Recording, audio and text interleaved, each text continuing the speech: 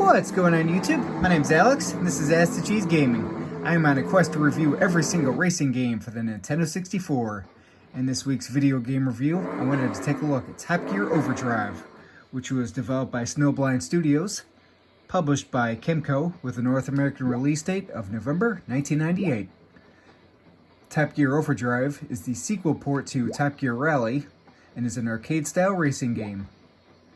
It sees you start off with one of two cars, and you have to race across a multitude of seasons in order to try to unlock better and better cars, some of which you can see in this gameplay footage right here.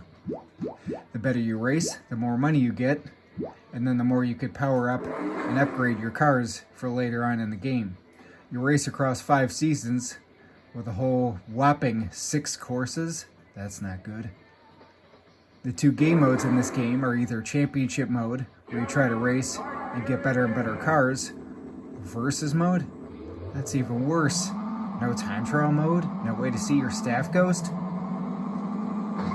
Now thankfully at least this game does have pretty quick and responsive controls, but I will say it's definitely one that's going to reward some time and effort put into it so that you won't be constantly feeling like you're flailing out of control or bumping into every single thing within your path.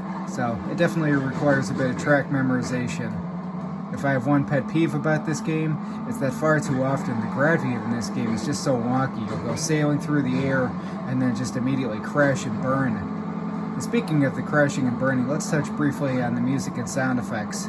The music in the menu screen is pretty nice. There was an actual band that lended themselves to a couple of the tracks in the game. But just when you crash and burn or bump into another player, it's just a lack of any real impact to it. Everything feels so quiet and soft. Like, when you crash and burn, I'd expect there to be so much more of a oomph to it. So it's okay at best.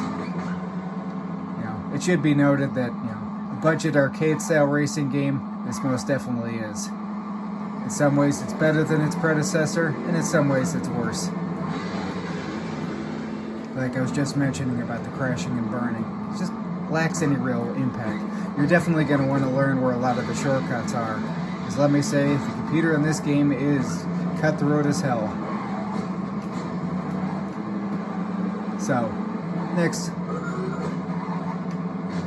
let's answer the question, is this game worth picking up and adding to your collection today? Well, if you're a racing game aficionado, or you enjoy arcade-style racing games, then yeah, I could say you should go ahead and add this one. I'm sure you could probably find it out in the wild for under 15 bucks. But please be mindful that this is definitely a budget arcade-style racing game. There are worse racing games on the console, but there's also better elsewhere. If you really want a good arcade-style racing game, I suggest just stick with the Cruising USA series. Thank you so much for watching, everybody, and until next time.